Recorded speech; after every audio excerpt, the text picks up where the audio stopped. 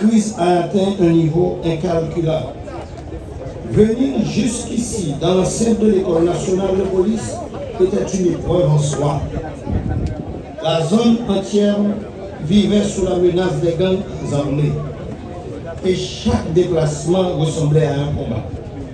Je me souviens de la 34e Bomoussi. Ces policiers ont été gradués ici même, sous une pluie de balles. Beaucoup pensaient que nous ne pourrions plus jamais tenir une cérémonie en paix dans cette matrice, mère de notre institution. Face à cette adversité, nous avons fait nôtre la pensée de l'écrivain d'origine haïtienne, René Philotèpe. Les peuples debout ne meurent jamais sous la cendre. Nos policiers sont restés debout et l'école est restée ouverte. Aujourd'hui, le paysage a changé. Grâce aux efforts quotidiens des forces de l'ordre dans la bataille contre l'insécurité, un nouveau souffle parcourt l'aire métropolitaine de Port-au-Prince et ses environs. Des territoires ont été reconquis.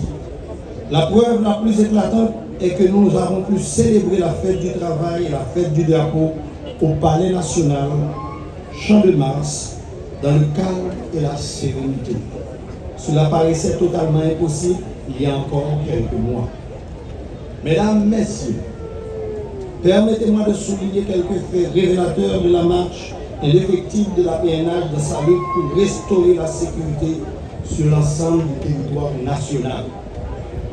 Grâce à la vigilance constante de nos agents entre octobre 2025 et mai 2026, marqué par de grands spectacles animés par des groupes musicaux venus de la diaspora qui se sont tenus sans aucun heurt ni tumulte, nous en voulons pour preuve le déroulement aussi pacifique des fêtes de 20 années 2025. Beaucoup d'activités se sont tenues dans nos différentes villes de province. De plus, pour la première fois en plus de 10 ans, l'année académique se poursuit sans la moindre interruption depuis la rentrée scolaire d'octobre 2025.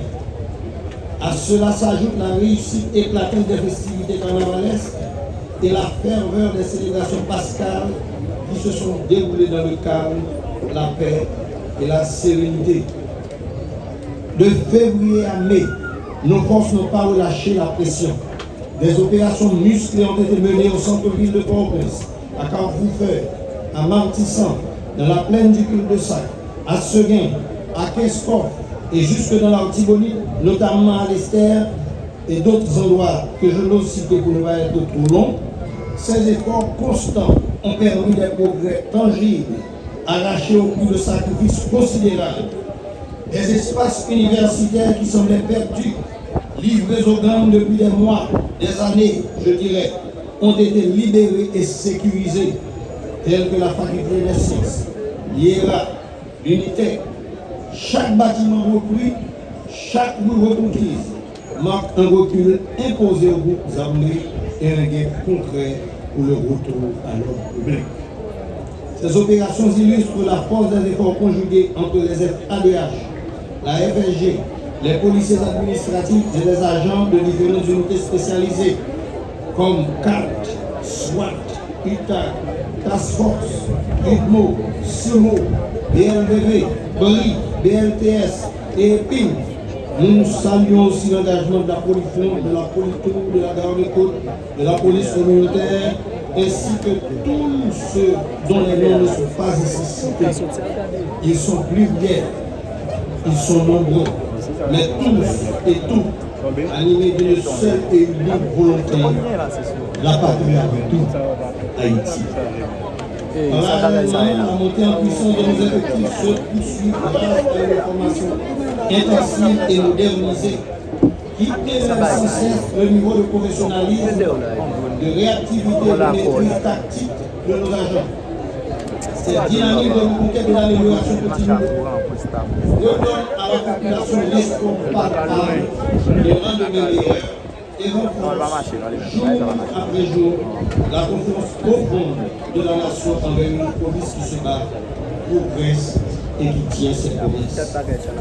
Cette victoire de l'ordre sur le chaos nous rappelle les mots de l'intellectuel haïtien Jean Presmas.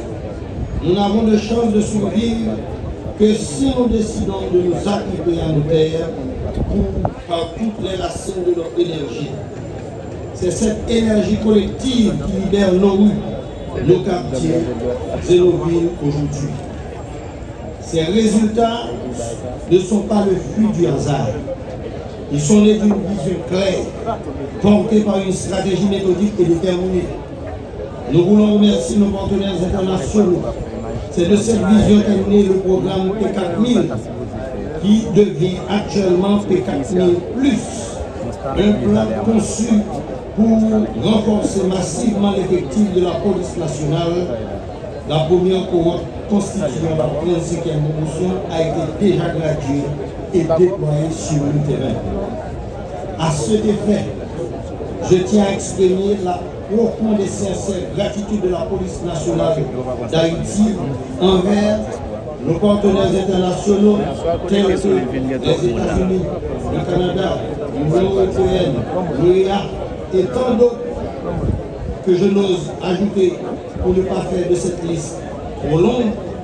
Je tiens toujours à nos côtés avec une constance exemplaire et leur appui demeure indispensable au renforcement de notre institution.